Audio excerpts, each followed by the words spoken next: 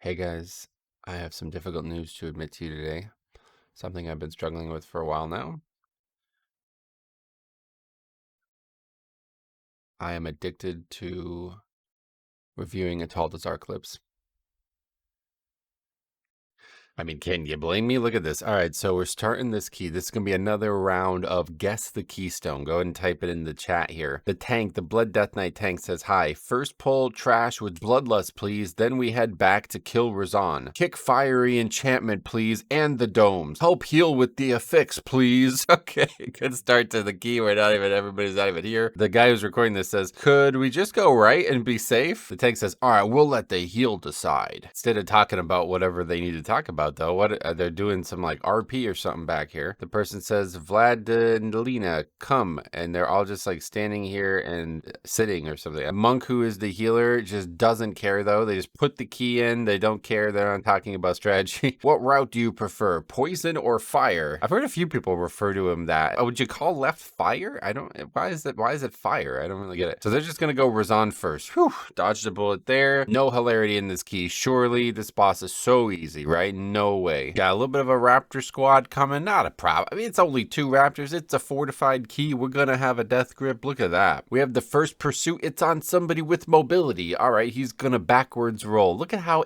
this is such an easy fight. 0 mistakes. Not a 1. Not a fear. Not a pursuit eaten. Not a raptor spawn. Nobody's tanking it by a pillar in the middle of the area where Blizzard probably forgot you could even tank it. Might be noticing now at this point we do have 3 monks. The triple monk comp. So this fella just decided to modify the route, I guess. I don't really know. He said, should we go left or right? Then nobody answers him, so he just goes to Razan first, perhaps giving them more time. Perhaps also because nobody bloodlusted. Like, we don't actually have a natural bloodlust in the group, which was funny because he was basically like, all right, we need the lust on the first pull, but nobody has bloodlust. I don't know who he was talking to. Instead of just sticking to the original non-plan, he's invented a third plan. So the guy says, bloodlust, next pull. Again, nobody has the spell. Like, what? Who are you talking to? Do you not have drums yourself, I guess? Did somebody say they have drums? You know, look at the leader, but who does it? Like, you don't have a bloodlust. There's nobody in the key who can bloodlust. The tank just says, oh, XD. Yeah, I forgot about the spells required for the bloodlust one to use. More deaths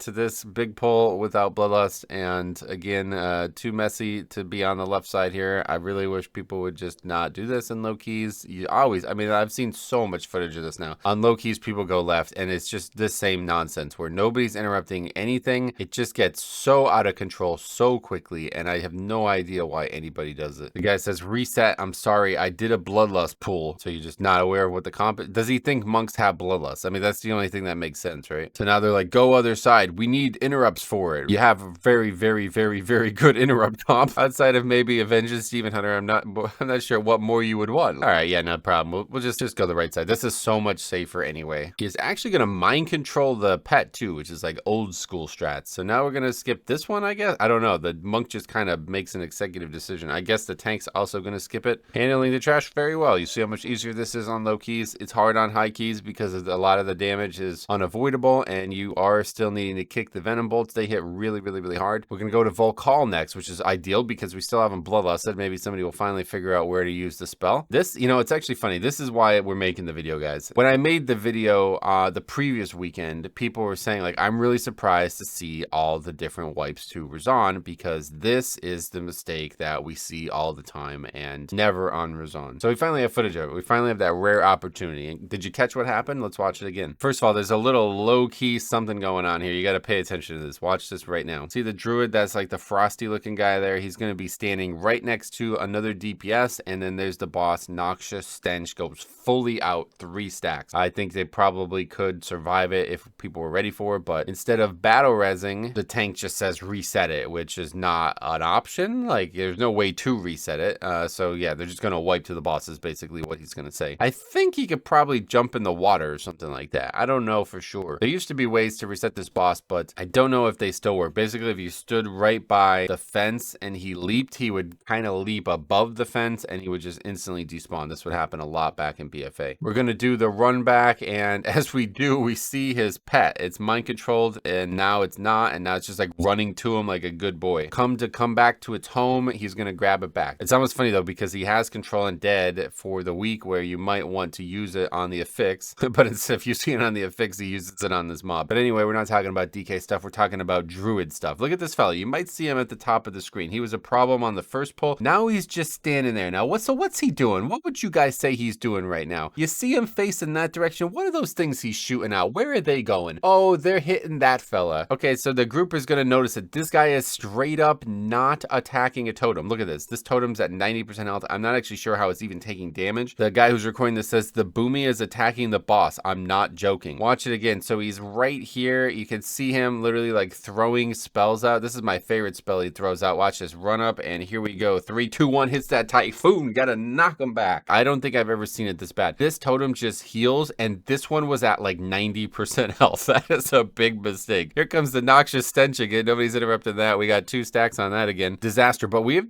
seen this before. We've seen, like, you remember that I showed you guys the clip of the demon hunter. He gets flamed. He gets like totally flamed out by this monk. You can kill the boss without one player. We see it all the time, even on hierarchies, because augmentation basically doesn't help on this fight. So they're trying to strategize around. The tank says it's cruel here. I guess he's talking about the dungeon. I totally agree. This has been an absolute wild ride. Another one heals up, by the way. The monk says, tank, you take 1 totem, meaning like, all right, if you can just kill 1 and we'll kill 1 and then just wait, that's the best strategy. The tank then says something really bizarre. He goes, why pull when no one look position at the totem behind? I mean, what are you referring to?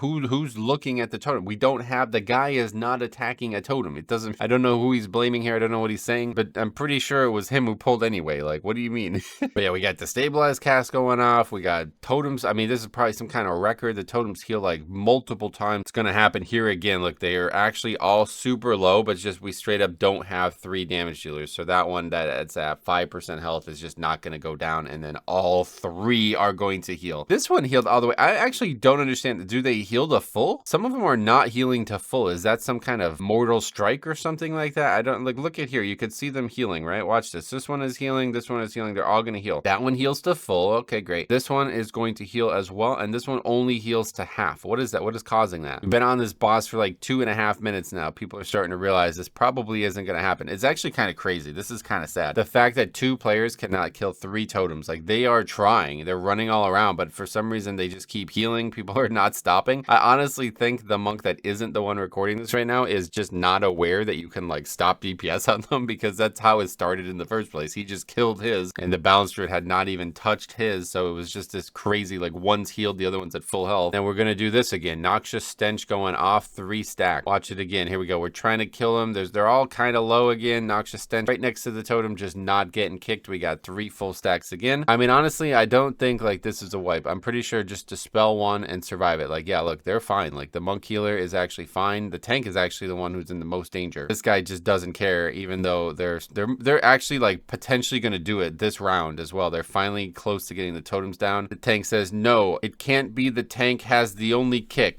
Bye. He leaves in the middle of the boss, which is funny on its own. Anybody leaving in the middle of an encounter is funny, but watch what happens here. This guy doing that causes the mind-controlled ad to then start running around. Like a little physical humor there as well. I love the response too from the guy who's recording. He says, why buy? Like, what, why buy? That's my new phrase. I love it. I love this at the end too. The monk healer says, at least bring a druid that knows what to do. Like if they invited somebody bad on purpose, and then the other monk reveals the truth about the situation. It was his key.